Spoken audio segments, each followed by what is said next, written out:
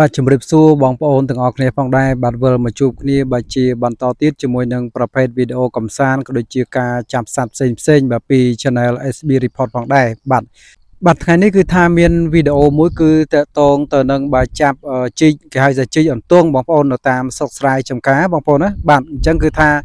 នៅខែនេះបងប្អូននៅតាមស្រុកស្រែចម្ការនៅតាមភូមិឃុំអីចឹងទៅតាមជនបទ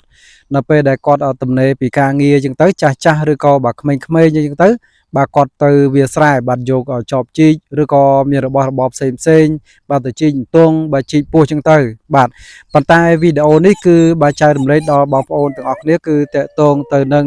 បាទកសិករនៅភូមិខ្ញុំបាទហ្នឹងគឺថាហើយពីស្រែចម្ការរបស់គាត់ហ្នឹងគឺគាត់បានទៅជីកអន្ទង់បងប្អូនបាទអន្ទង់នេះធំមែនទែនបងប្អូនអើយបាទគឺថា2នេះ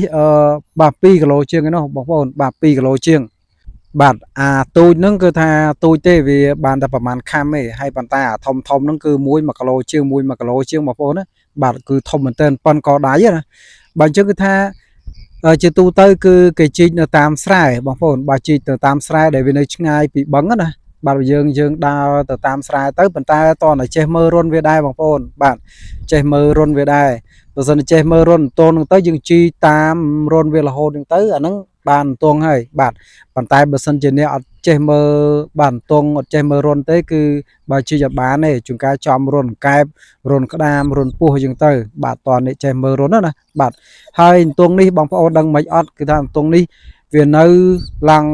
មកជីកតន1លិចក្បាលបងប្អូនចូល1ម៉ែត្រកន្លះ1ម៉ែត្រចិត្តមិនបានដល់វាបងប្អូនបាទគឺថាមួយថ្ងៃហ្នឹងគឺជីកតែអន្ទង់ទី2ហ្នឹងទេបាទជីកតែពួកអន្ទង់2ហ្នឹងទេ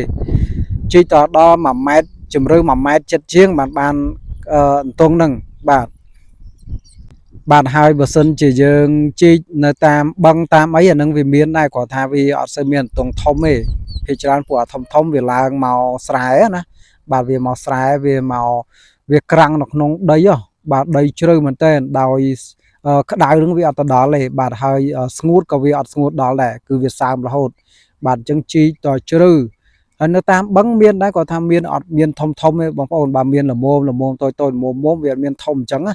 បាទប៉ុន្តែដល់តាមស្រែធំហើយនៅពេលដែលមានភ្លៀងជោគជាំមក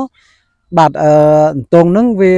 បាទចេញជាកូនចេញអីមកវាបាទញាស់ចេញជាកូនតាមស្រែតាមអីព្រាតតែម្ដងបាទហើយអរគុណណាស់បងប្អូនទាំងអស់គ្នាបាទកុំភ្លេចជួយចុចពាក្យថាជីវ Subscribe Like និង Share នៅ Channel SB Report ដែលជា Channel បាទថតនៅសត្វផ្សេងក៏ដូចជាការចាប់សត្វផ្សេងផងដែរបាទសម្រាប់ពេលនេះខ្ញុំបាទសូមគោរពលាបាទជួបគ្នាជាបន្តទៀតបងប្អូនបាទសូមអរគុណ